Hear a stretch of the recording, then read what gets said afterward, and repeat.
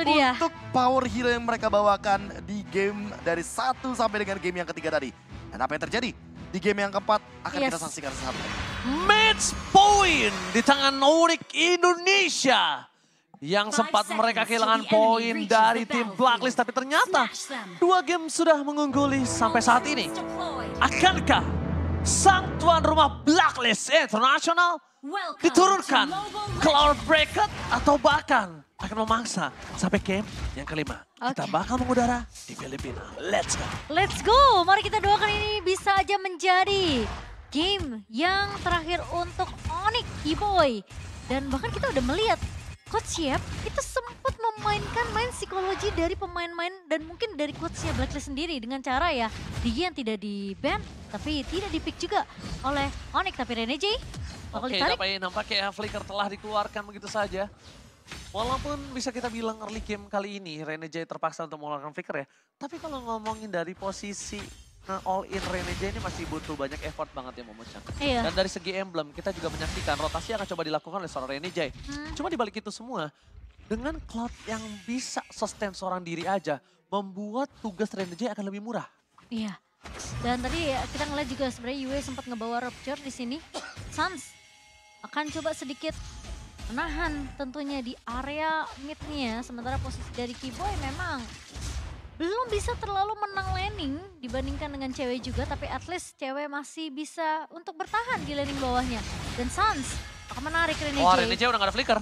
Rene J udah gak ada flicker, itu yang harus mulai mereka perhatikan. Dan jangan sampai permainan yang cukup memaksa didapatkan oleh para pasukan dari tim Blacklist International. Dan ketika Rene J udah gak ada flicker, ini akan menjadi berbahaya kalau dia ter-take down ketika posisi turtle terbuka. Mungkin Kairi juga tidak mau terlalu mengambil resiko di area mid karena masih ada efek Terrified dari seorang Yue tadi. Oh, informasi yang telah didapatkan, di mana Sensui berada di garis depan dan akan menuju ke arah gold buff yang berhasil didapatkan tanpa adanya sebuah retribution. 3-3 di area top lane, Edward bahkan cuma untuk bermain dengan Kairi. Sama-sama hero yang bisa melakukan dash dan jump in ke arah belakang, tapi Onyx perbedaannya adalah dia punya Keyboy. Ya, ini akan ada satu tarikan yang cukup menarik sekali. Bagaimana cara mereka untuk snatch the turtle. Tapi lagi dan lagi, kali ini team fight-nya akan menjadi 4 lawan 4. Dan kita harus melihat bagaimana setup yang akan ditimbulkan oleh Onyx ketika turtle-nya sudah setengah darah ternyata. Arena jadi level 4. Kondisi yang tidak cukup baik untuk para pasukan dari tim Onyx. Tapi dapat sana lihat Man of Fury-nya. Belum mendapatkan siapapun. Donald Red telah dikeluarkan membuat para pasukan dari tim Blacklist International berhasil mendapatkan turtle mereka yang pertama. Kembali dengan pertarungan turtle. Objektivitas selalu menjadi sebuah pandangan dan jangkauan untuk kedua belah tim. Memang primadona ya. Bisa aku lihat dari game pertama ya. Turtle Lord selalu primadona. Karena ada beberapa tim yang melihat kalau objektif dari turtle itu baru primadona ketika turtle yang ketiga. Iya, biasanya. Itu biasanya tuh tim-tim Cambodia yang akan memainkan seperti itu.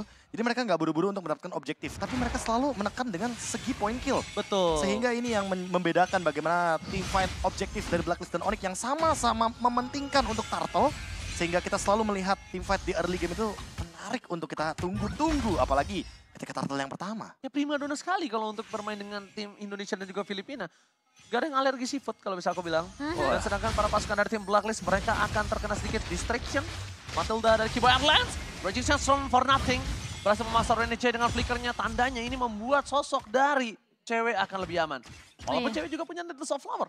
Ya walaupun juga tidak akan terlalu terburu-buru untuk melakukan ganking karya bottom lane. Karena sudah bisa dipastikan Rene J nanti tidak akan begitu maksimal ketika tidak ada magic damage. Namun kalau kita lihat dari item Corrosion Sight yang sudah diamankan terlebih dahulu. Dan bahkan Suns yang di all in sepertinya. Dengan gerakan cepat dari Edward dan juga Rene J walaupun tidak ada flicker. Itu dia perbandingannya Momochan. Kalau sadar. Suns lebih memilih stacknya hilang ketimbang dia harus menggunakan flickernya. Betul. Dan bahkan nggunain satu buah ini ya, altar atau mungkin netherramnya ya. Ditahan banget sama dia. Ditahan bener-bener. Karena aku ngeliat. Di mana yang paling kecil cooldownnya. Betul, dia tahu mungkin pasifnya yang bisa membuat dia tentunya revive lebih cepat.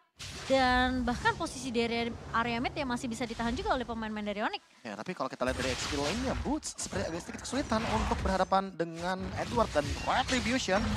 Seperti ada di tangan dari Sensui. Trigger berhasil. Mission complete dari Kairi. Ini tandanya adalah sebuah turtle yang tidak akan dilepaskan oleh tim Onyx Indonesia. Kairi udah mulai harus dispeksi damage sama Edward. Ini nggak bisa dibendung, Vengeance yang terlalu sakit Profesor. Vengeance dengan passive stack udah pasti bakal double damage. Dan kali ini terkena zoning out yang lumayan banyak dan membuat Keyboy harus lebih berhati-hati. Walaupun tadi ada Retribution digunakan, tapi pressure dari Blacklist International itu nggak Kairi lepas. melepaskan lagi turtle-nya. Berarti tandanya bukan itu target utama yang mereka inginkan. Ketika permainan dari tim Onyx Indonesia berhasil memancing trigger. Karena kalau menurut aku, dia ingin tidak menuju ke arah perebutan objektif turtle. Itu purple buff yang cukup efektif untuk ngedinai pergerakan Sun Tzu. Aku kira bakal ada momen Keyboy tiba-tiba mencuri dengan Soul Bloom tadi. Ternyata nggak connect ke arah turtle-nya. Dan satu circling eagle yang dibuka hanya untuk membuka vision juga bagi Blacklist International di area mid lane-nya. Tapi ini persis kayak game pertama gak sih yang dimana Blacklist memang mereka berhasil untuk dapetin perfect turtle-nya, tapi Onyx bener-bener ngasih space ke arah cewek untuk bisa farming. Iya, dan ini benar-benar jadi game yang sama persis pressure dari Blacklist International betul-betul nyata adanya di early game dan membuat Onyx sedikit tertekan ketika kita berbicara dari 3 game yang sudah kita mainkan sebelumnya. Karena perbedaan network dari Oheb nih bersama dengan cewek cukup jauh ya. Karena Oheb sempat makanin 2 lane juga tadi di area mid dan bahkan dua turtle yang diamankan oleh Blacklist. Membuat Oheb tentunya lebih unggul dari segi network. Ya, dan kali ini Boots lagi-lagi harus benar-benar dalam keadaan yang tertekan melawan Edward dengan Arlott-nya. Gagal. Gagal dapetin Yue. Tadi dia Phantom Execution-nya itu setidaknya bakal mancing Yue ngeluarin Netherrealm. Atau Flicker Atau sekalipun. Flicker, iya. Ya, atau Flicker sekalipun. Tapi nampaknya nggak nyampe ke arah ujung damage. Ghostbuster dari Suns ini mengerikan juga ya. Dia mancing terus, dia poking terus. Cuma mungkin adalah ketika nggak ada Shadow Stampede. Ini problemnya adalah Suns nggak punya skill escape. Iya. Kecuali Flicker yang dia miliki saat ini. Tapi buat sekarang ada Necklace of Durance, jadi dia akan membuat team fight dari Blacklist International nggak semaksimal itu. Bagian HP dan juga heal up akan kepotong 50% karena efek Life Bane. Sehingga membuat nantinya ini Suns perlu banget untuk survive dalam team fight besar. Nggak boleh tiba-tiba dia instant kill dengan siapapun dari Blacklist International. Iya. Stackingnya juga nggak terlalu banyak seperti tadi Momo-chan. Jadi dia lumayan respect lah ya dan langsung melakukan recall tentunya. Tapi damage dari Oheb udah mulai berasa sih sebenarnya. Udah gak berasa lagi, lihat itu baru UI-nya doang. Iya. Oheb masih jauh. Dan bahkan Edward yang akhirnya datang untuk mencoba membantu membuat Kairi ini gak bisa dapetin purple-nya. Walaupun begitu, Kairi masih coba untuk melakukan clear. Sekarang udah diberitakan tuh, jadi it's okay, no problem. Tidaknya berbagi sharing untuk para pasukan dari tim Onyx Indonesia. Iya, dan satu buah Demon Hunter Sword di tangan dari cewek kali ini Blacklist. Sepertinya Kairi akan melepaskan turtle yang ketiga juga deh, Prof. Kemungkinan besar untuk perfect turtle akan ada di tangan dari Blacklist International, membuat kali ini 3 turtle tanpa balas. Dan menunggu juga untuk Onyx mendapatkan power spec tertingginya. Karena mau nggak mau Onyx akan farming all the time dulu. Dia kayaknya nggak bakal terlalu terburu-buru untuk memaksakan team fight besar, apalagi mereka dalam keadaan kehilangan 3 turtle, kehilangan gold lead yang cukup banyak. Sensui dapetin level yang lebih tinggi dari Kairi juga. Menandakan bahwa damage retribution-nya akan lebih mudah untuk memenangkan Battle of Retribution. Dan kali ini lagi-lagi permainan tempo yang cukup pelan akan dibawakan oleh kedua belah tim. Blacklist International memang mereka berhasil untuk mendapatkan perfect turtle-nya, tapi Oheb dapetin space yang cukup banyak loh ini. Ya, dorongan demi dorongan dilakukan oleh seorang Oheb. Turret juga. Ya, dan maksimal yang bisa dilakukan oleh Boots adalah lakukan clear dengan sangat cepat. Iya. Dia nggak tumbang aja udah bagus. Dan bayangkan di menit 8 dengan adanya keuntungan 2.900, Blacklist International belum bisa melakukan team fight yang cukup masif. Dan lihat, Keyboy di sana masih selamat dengan harga win, tapi cewek terlalu depan pada slash yang gagal. Flickernya berhasil mendapatkan 1 stun dan the rest of the day for this time. Perpasukan dari tim Onyx, mereka memancing mundur ke arah belakang. Suns masih bisa selamat dan perpasukan dari tim Blacklist International. Mereka juga kehilangan seluruh dari soft skill yang mereka miliki, kecuali Oheb. Kecuali Oheb ya. Dan itu team fight yang cukup panjang sebenarnya di area mid-nya. Tapi Suns menarik. Shadow Stampede berhasil menggoceng. The Final Slash membuat booster berakam. Final Slash super trap from Edward. On play from Edward. Wah, padahal dari Boots sendiri tadi hampir aja bisa di-follow, tapi kali ini Circling Eagle dari Hanya untuk Keyboy. memicu saja bagaimana mapping yang bisa dimanfaatkan oleh Blacklist International di area top lane. 4-man move dari Blacklist kali ini dengan gerakan ofensif karena ada 1 cloud di sana. Berarti mereka ingin team fight 5 lawan 5 sebenarnya Cimomo karena damage-nya cukup untuk menumbangkan base turret. Lihat. Oke, blessing to add from Oheb. Damage-nya masih terlalu bisa ditahan, tapi Keyboy ter-take down. Gak bisa diselamatkan, ternyata aku kira damage-nya akan cukup membuat Keyboy mundur ke arah belakang loh, Be. Ya, fadeaway kill yang didapatkan dari BMI dengan Dexter sebagai takedown kill terakhirnya. Walaupun kali ini harus merelakan retribution-nya. Onyx akan memberikan Lord ini secara gratis kepada Blacklist International. Oke. Masih lot yang pertama memang. Tapi memang dengan permainan yang cukup agresif ya dari OHEP sendiri karena kita ngeliat juga OHEP di sini menang dari segi level dengan perfect turtle yang didapatkan oleh pemain-pemain dari Blacklist. Ya, Dan ini dia. lihat Dari segi itemnya juga. itemnya jauh banget Bahkan Profesor langsung KB. mau ke Windtalker kayaknya dari OHEP. Oh, perbandingan 2.400 gold itu tidak cukup baik untuk seorang gold laner. Paramis lagi-lagi sama di tangan dari seorang Yue. Tidak akan ada Netherrealm untuk satu sisi saja, tapi untuk kedua belah sisi untuk kali ini. Masih. Ini masif banget sih bakal jadi Lord yang pertamanya. Kecuali kalau misalkan Onyx mampu untuk mempertahankan bagaimana high ground defense-nya dan mungkin akan jadi mirip seperti game kedua dan game yang ketiga. Oke, nampaknya Kairi di depan sana mencoba fokus menuju ke seorang Yue. Netherrealm telah dikeluarkan dan lihat, cewek udah terbuka. Belum ada cross molting. Berpasukan dari tim Oni, mereka terjepit lazim dan Mohem free. Membuat cewek ter-take down. Bahkan Edward masih mau melebih menuju ke arah push. Netherrealm mau tidak mau dikeluarkan oleh seorang Suns untuk menyelamatkan sisa kawannya. Untuk mempertahankan turret dari amukan Lord di arah top lane. Oke, dan sekarang Lordnya sudah mulai bergerak masuk ke area atas. 3 pemain dari Onyx. Mereka harusnya masih bisa untuk menahan Lord ini meskipun mereka harus kehilangan turret di area atas. Dan pergerakan dari Blacklist International. Kali ini mereka masih memberikan pressure yang tidak berhenti, Profesor. Iya. Dan gimana caranya dari Onyx, cewek yang ternyata nggak dikasih kesempatan tadi untuk bisa terbang ke area atas. Iya, apalagi Levelnya beda terkena 3 heavy loh. spin. Iya, makanya. Dan kalau kita lihat juga dari full item yang tadi udah sempat kita mention, Windtalker. Sekarang ada Legion Sword yang akan menuju ke arah Malefic Roar. Yang akan dia pede membuat banget. OHEP bakal makin lebih pede banget. Walaupun tanpa adanya Wind of Nature. Karena dia tahu dari tadi yang terancam itu cewek, bukan Cloud OHEP-nya. Dan lihat permainannya udah mulai sedikit agak one-sided menuju ke arah Blacklist International. Dengan hancurnya top turret. Dan membuat teman-teman dari Onyx harus reset secepat mungkin. Dan bahkan Suns tersolo kill oleh OHEP. Tersolo kill oleh OHEP. The Filipino Sniper. Kali ini bukan hanya sniper tapi juga Killer. killer. Lihat, OHEP. murder.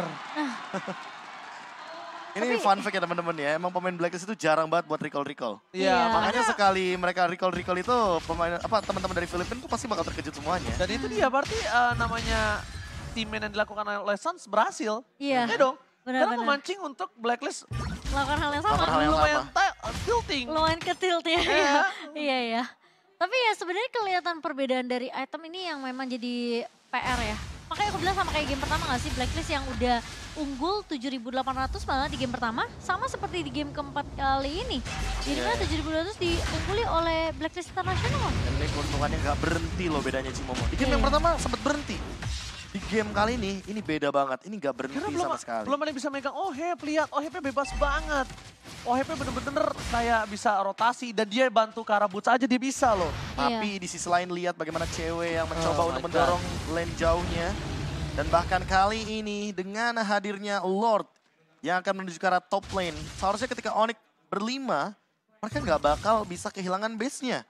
Karena Iya. mereka masih mampu untuk melakukan defense. Dan ingat, momentum masih bisa diciptakan. Karena damage taken walaupun paling banyak dari Suns, tapi setidaknya untuk sampai dengan menit-menit seperti ini, kalau Yue-nya tidak mendapatkan ultimate dari Netherrealm, berarti Onyx berada dalam keuntungan. Dengan kondisi 2 level di bawah Yue, mungkin Suns juga akan cukup kesulitan untuk bisa memberikan damage burst balik gitu loh. Apalagi kalau misalnya setup team fight-nya bener-bener perfect banget ya untuk Blacklist International ya. Ini mungkin positioning adalah kunci untuk cewek dan juga Suns. Suns tadi baru jadi ke arah lightning truncheon nih. Jadi harusnya damage-nya ini baru akan berasa sekarang dari sisi Suns sendiri. Oke, lihat Kairi. Di arah bottom lane bakal coba dikejar abis sama OHEP. Tapi lihat para pasukan dari tim Blacklist International. Mereka lebih fokus melakukan distraction di 2 lane yang berbeda. Karena di arah top lane, Blacklist biarkan Lord-nya bebas masuk tanpa ada hambatan. Dan biarkan Sentry akan mendistract, bombardir ke arah backline. Kocar-kacirkan tim Onyx. Dan bahkan di sana Kairi mencoba untuk bermain dengan Ting-Ting. Bukan bermain Ting-Ting, bukan Bispin. Lord terus diselesaikan. Tapi Kairi harus take down the bot. Fokus ke arah Yue. Masih bisa diselamatkan. Heaven spin for Yue. Dan para pasukan dari tim Onyx mereka pura-pura ada. Dan Blazing Rod from Mohead. Gak bisa lagi di Bandung. Ini bencana. Game 5 Israel. Blacklist International menolak dengan kekalahan 3-1. Game 5 Israel. Bukan tanpa alasan. Muka mereka keluar dari bench dengan full senyum Profesor. Wah, ini dia reset yang terjadi juga dari Blacklist International. Bukan tanpa alasan mereka hadir dengan keadaan full senyum. Dan membuat mereka berada dalam kondisi match point juga. 2-2 kita akan menuju ke game yang kelima. Makin lebih menegangkan di malam kali ini. Hari pertama babak knockout stage. Wow, best of 5 seri.